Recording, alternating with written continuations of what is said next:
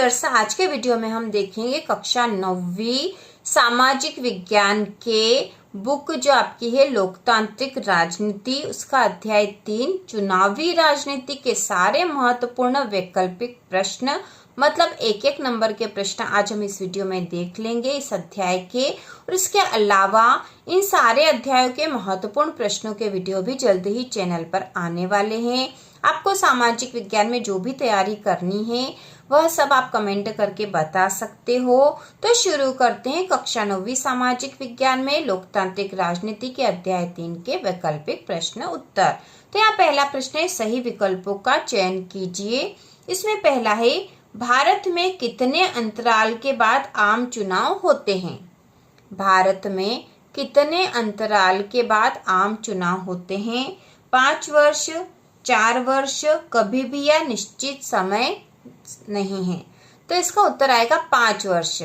ठीक है, भारत में हर 5 वर्ष में आम चुनाव होते हैं। इसके बाद दूसरा है, लोकतंत्र के लिए आवश्यक है। लोकतंत्र के लिए आवश्यक है, तो लोकतंत्र के लिए क्या आवश्यक है? धन बल, स्वतंत्र और निष्पक्ष चुनाव, अशिक्षा या निरंकुशता। तो इसका उत्तर होगा स्वतंत्र और निष्पक्ष चुनाव, यह लोकतंत्र के लिए आवश्यक है। बाकी सारे जो 3 पॉइंट है वह लोकतंत्र के लिए आवश्यक नहीं है, क्योंकि स्वतंत्र और निष्पक्ष चुनाव होगा तो ही लोकतंत्र होगा, वह नहीं तो निरंकुश शासन हो जाएगा। इसके बाद तीसरा है, लोकतंत्र बचाओ का नारा 1977 में दिया गया था।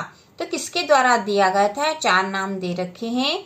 जयप्रकाश नारायण द्वारा, हेमवती नंदन बहुगुणा, राधा कृष्णन या कर्पूरी ठाकुर। तो इसका उत्तर आएगा जयप्रकाश नारायण द्वारा। लोकतंत्र बचाओ का नारा 1977 में दिया गया था जयप्रकाश नारायण द्वारा। इसके बाद है, भारत में वयस्क मताधिकार की उम्र है। भारत में वयस्क मताधिकार की उम्र है, वेरी इंपॉर्टेंट क्वेश्चन है यह। 18 वर्ष, 21 वर्ष, 24 वर्ष या 26 वर्ष। तो इसका उत्तर होगा 18 वर्ष। भारत में वयस्क मताधिकार की उम्र 18 वर्ष। तो आप इन वीडियो को यदि देखोगे भी सही 1 या 2 बार, तो आपको ये सारे ही वैकल्पिक प्रश्न याद हो जाएंगे। इसके पहले हमने अध्याय 1 और अध्याय 2 के भी वैकल्पिक प्रश्न तैयार कर लिए हैं। यदि आपने नहीं देखा हो तो प्लेलिस्ट में देख सकते हो। इसके बाद है, लोकसभा सदस्यों की संख्या सर्वाधिक किस राज्य में है? लोकसभा सदस्यों की संख्या सर्वाधिक किस राज्य में है? मध्य प्रदेश, बिहार, उत्तर प्रदेश या कर्नाटक। तो इसका उत्तर है उत्तर प्रदेश में। लोकसभा सदस्यों की संख्या सर्वाधिक किस राज्य में है? उत्तर प्रदेश में। इसके बाद अगला प्रश्न नंबर दूसरा है, खाली स्थानों की पूर्ति कीजिए। इसमें पहला, राष्ट्रीय चुनाव आयोग का कार्यालय है। राष्ट्रीय चुनाव आयोग का कार्यालय है, तो राष्ट्रीय चुनाव आयोग का कार्यालय है नई दिल्ली में। ठीक है, क्या आएगा इसका उत्तर? नई दिल्ली में राष्ट्रीय चुनाव आयोग का कार्यालय है, नई दिल्ली में। इसके बाद दूसरा है, लोकसभा सदस्यों को चुनाव चिन्ह प्रदान करता है। लोकसभा सदस्यों को चुनाव चिन्ह प्रदान करता है, तो इसका उत्तर यहाँ पर आएगा राष्ट्रीय चुनाव आयोग। रिक्त स्थान में हम लिखेंगे राष्ट्रीय चुनाव आयोग। लोकसभा सदस्यों को चुनाव चिन्ह राष्ट्रीय चुनाव आयोग प्रदान करता है। इसके बाद अगला प्रश्न है, चुनाव प्रचार के लिए का पालन करना पड़ता है? चुनाव प्रचार के लिए, तो यहाँ पे आएगा रिक्त स्थान में आचार संहिता। चुनाव प्रचार के लिए आचार संहिता का पालन करना पड़ता है। इसके बाद चौथा है, भारत दुनिया का सबसे बड़ा है। तो भारत दुनिया का सबसे बड़ा लोकतंत्र है। भारत दुनिया का सबसे बड़ा लोकतंत्र है, तो यहाँ रिक्त स्थान में आएगा लोकतंत्र। इसके बाद अगला प्रश्न है, सत्य असत्य का चयन कीजिए। इसका पहला है, मुख्य निर्वाचन आयुक्त की नियुक्ति राष्ट्रपति करता है।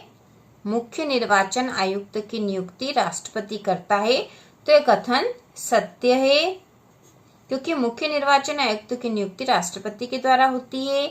दूसरा है, लोकसभा चुनाव के एक निर्वाचन क्षेत्र पर अधिकतम खर्च सीमा 25 लाख है, तो यह कथन भी सत्य है।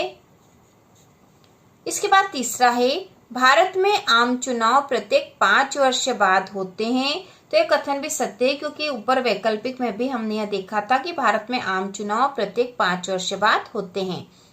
इसके बाद चौथा है, चांदनी चौक भारत में सबसे छोटा निर्वाचन क्षेत्र लोकसभा का है। तो यह कथन भी सत्य है। इसके बाद पांचवा अगला है, भारत देश 1935 में स्वतंत्र हुआ। तो यह कथन असत्य है, क्योंकि भारत 15 अगस्त 1947 को स्वतंत्र हुआ था। इसके बाद अगला प्रश्न है, सही जोड़ी का मिलान कीजिए। इसमें सूची अ और सूची ब दे रखी है। सूची अ में है, मध्य प्रदेश विधानसभा की सदस्य संख्या है, राज्यसभा सदस्यों की संख्या, ठीक है, राज्यसभा सदस्यों की संख्या। इसके बाद है वयस्क मताधिकार की आयु, राष्ट्रीय मतदाता दिवस और भारत में सबसे बड़ा निर्वाचन क्षेत्र। सूची ब में दे रखा 18 वर्ष, लद्दाख, 25 जनवरी, 250 और 230। तो अब इसकी जोड़ी बना देंगे हम। सबसे पहला है मध्य प्रदेश विधानसभा की सदस्य संख्या। तो मध्य प्रदेश विधानसभा की सदस्य संख्या 230, यह उत्तर आएगा पहले का, ठीक है। और आपको जब एग्जाम में आप लिखोगे तो जिसके सामने जो सही आएगा वही लिखना है, और इस तरह लाइन खींच के जोड़ी नहीं बनानी है। दूसरा है राज्यसभा सदस्यों की संख्या। तो राज्यसभा सदस्यों की संख्या है 250, ये जोड़ी बनेगी दूसरे की। इसके बाद है वयस्क मताधिकार की आयु। तो वयस्क मताधिकार की आयु 18 वर्ष। राष्ट्रीय मतदाता दिवस, तो राष्ट्रीय मतदाता दिवस मनाया जाता है 25 जनवरी को। और भारत में सबसे बड़ा निर्वाचन क्षेत्र है लद्दाख। तो इस प्रकार से जोड़ी बनेगी। इसके बाद अगला प्रश्न है, एक वाक्य में उत्तर दीजिए। तो यहाँ जो प्रश्न दे रखे हैं उसके उत्तर हमें देने हैं। तो प्रश्न है, आचार संहिता है, मतलब आचार संहिता क्या है यह बताना है। मतदाता सूची विश्व का सबसे बड़ा लोकतंत्र वाला देश है, और किसी क्षेत्र की सदस्य की मृत्यु या इस्तीफा देने की स्थिति में खाली क्षेत्र के लिए होने वाला चुनाव कहलाता है, और भारत की राजधानी है। तो यह प्रश्न है, इसमें सबसे पहला आचार संहिता है, तो इसका उत्तर होगा चुनाव के समय राजनीतिक पार्टियों और उम्मीदवारों द्वारा माने जाने वाला दिशा निर्देश। तो चुनाव के समय जो दिशा निर्देश होते हैं, जो कि चुनाव आयोग द्वारा लगाए जाते हैं, उसे कहते हैं आचार संहिता।